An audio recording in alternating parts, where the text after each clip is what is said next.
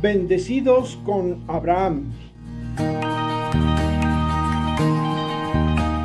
Queridos hermanos, la continuación de la carta a los Gálatas me ha gustado porque nos queda muy bien si cambiamos una palabrita, pues no con afán de cambiar el mensaje del texto, sino con el fin de que nos acomode mejor el mensaje, nos quede más claro y no andemos haciéndonos como el tío Lolo, sabe usted, ¿no? El que se hacía tonto solo, que por cierto era primo de don Cirilito, el que se hacía tonto solito. Así que escuchemos con atención.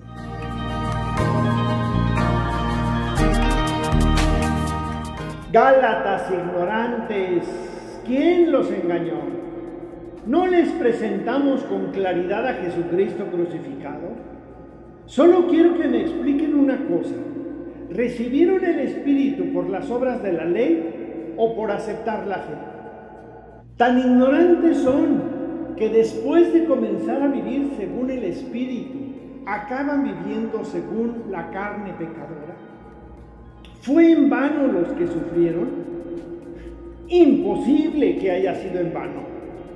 Quien comunica el Espíritu y actúa con poder entre ustedes, ¿lo hace por las obras de la ley o porque han aceptado la fe? Consideren este ejemplo. Abraham le creyó a Dios, lo que tomó en cuenta para hacerlo justo. Sepan, por tanto, que los verdaderos hijos de Abraham son quienes aceptan la fe. La Escritura, previendo que Dios, por la fe, haría justos a los no judíos, anunció por anticipado a Abraham esta buena noticia. En ti serán bendecidos todos los pueblos. Por esta razón, quienes aceptan la fe son bendecidos con Abraham, el creyente.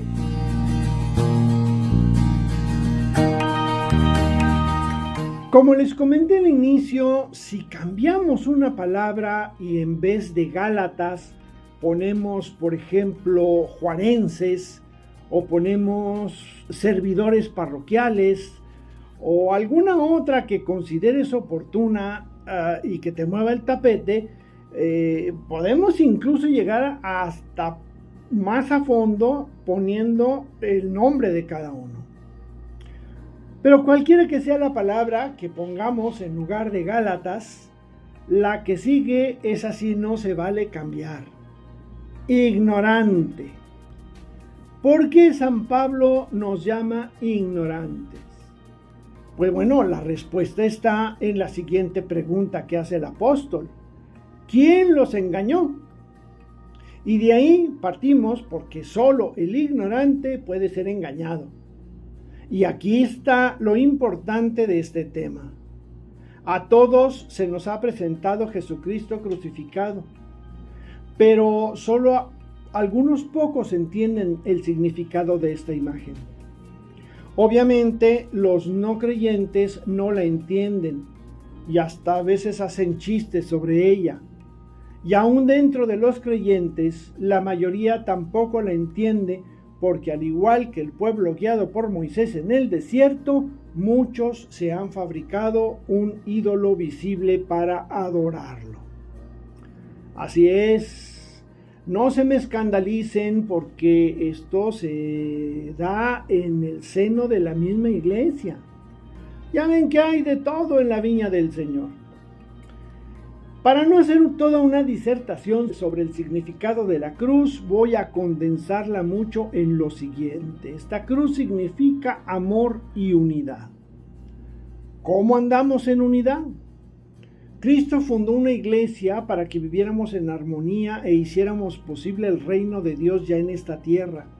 Y sin embargo, esa iglesia fundada sobre Pedro y los apóstoles solo alcanzó a ser una iglesia durante 1000 años.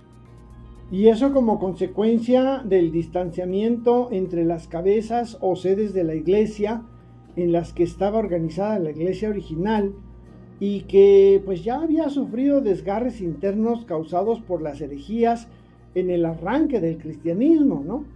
Las más conocidas pues son el docetismo del siglo I, el gnosticismo y el marcionismo del siglo II, el maniqueísmo en el siglo III, el donatismo y el arrianismo en el siglo IV, el nestorialismo y el pelagianismo en el siglo V, y ahí se van. Y de esta separación, primera, grande separación de la Iglesia en el año 1054, las divisiones se han incrementado de manera impresionante hasta que hoy los estudiosos estiman que existen más de 41,000 denominaciones cristianas. Estas varían en tamaño y alcance, desde pequeñas congregaciones locales hasta iglesias internacionales con millones de seguidores. Y esto sin considerar las pequeñas o grandes rencillas y pleitos que se dan dentro de cada ministerio parroquial. ¿Esto es lo que Jesús quería? Yo pregunto, ¿de qué manera contribuyes tú a la unidad de la iglesia? ¿De qué manera, me pregunto yo también, ¿no? ¿De qué manera contribuyo yo a esta unidad? Habría que escribir o sacar a relucir 3 maneras diferentes de cómo contribuimos. Tú, yo, a lo mejor son maneras diferentes, pero 3. Ahora vamos al amor. La definición más clara que tenemos del amor es, pues, el crucificado. Es dar la vida, la tuya, la mía, para conseguir el bien común.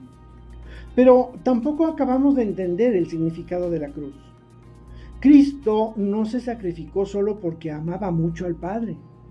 No lo hizo tampoco para ser famoso y salir en las fotos, si las hubiera habido, claro, ¿no? Y como ejemplo tenemos la dificultad para la descripción del Jesús histórico fuera de los documentos bíblicos, porque no aparece en los anales de la historia civil. Ahora, tampoco fue solamente porque era un hijo muy obediente. No, la razón principal está en realizar un sacrificio para la humanidad, hombres y mujeres de todos los tiempos, o lo que es lo mismo, de el bien de todos, el bien común. ¿Cómo andamos de ese amor? Entendido como el bien común. ¿Cómo cooperamos? ¿Cómo cooperas tú? ¿Cómo coopero yo a esta causa? Hay que tener cuidado al responder, porque también hay cosas que ni los mismos cristianos acabamos de entender. Lo digo por aquellas personas que participan en 5 o en más actividades parroquiales de manera mediocre, porque no acabamos de entender que un ministerio, cualquiera que sea, requiere de compromiso y formación permanente, considerando aparte que le está robando lugar a otros servidores que no pueden participar porque tú tienes acaparado el servicio. También aquellos que se apropian de sus ministerios para quedar bien con la comunidad parroquial, desatendiendo a la otra parte de la comunidad que no se para en la parroquia.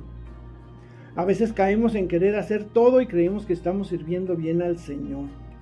Habría que preguntarle al Señor si también opina lo mismo de nuestro servicio. Para una y otra característica citadas en esta reflexión requerimos la humildad. La humildad necesaria para que te digan, oye, necesitas prepararte más para ser catequista. ¿Sabes? Es que no tienes las características para ser lector. Es que no puedes servir como sacristán, te necesito para otra tarea. Oye, no estás proyectando el amor de Cristo en tu servicio. Oye, no tienes voz para estar en el coro, desafinas. ¿Estamos preparados tú y yo para escuchar estas palabras y asumirlas sin agüitarnos? Esa es la humildad que se requiere para poder luchar por la unidad y por el amor. No se trata de lo que yo siento, ya sea bonito o feo, sino de lo que más conviene a la comunidad. Tú puedes sentirte súper realizado como lector, pero si no logras transmitir mensaje alguno, o si no logras proclamar, ¿de qué sirve? ¿A quién aprovecha? ¿A ti o a la comunidad?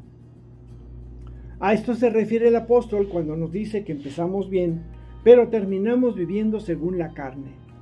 Porque mi servicio lo hago porque digo que amo mucho a Dios, pero en realidad me amo más a mí mismo. Lo realizo para salir en las fotos y obtener reconocimiento. o lo hago solo porque así lo mandan los mandamientos, o sea, pura ley pero nada de amor.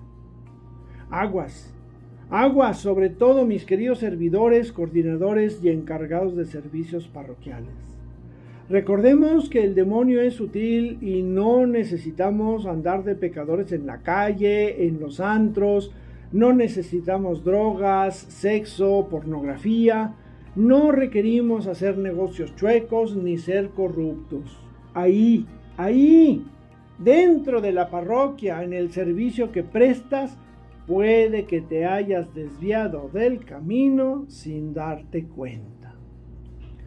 Abraham le creyó a Dios y Dios lo hizo justo. Tú también créele a Dios, conócelo, acércate a Él a través del estudio, la oración, para que también tú puedas acabar convertido en justo, en santo. Soy Jorge Cervantes del Instituto Bíblico San Jerónimo. Hasta la próxima.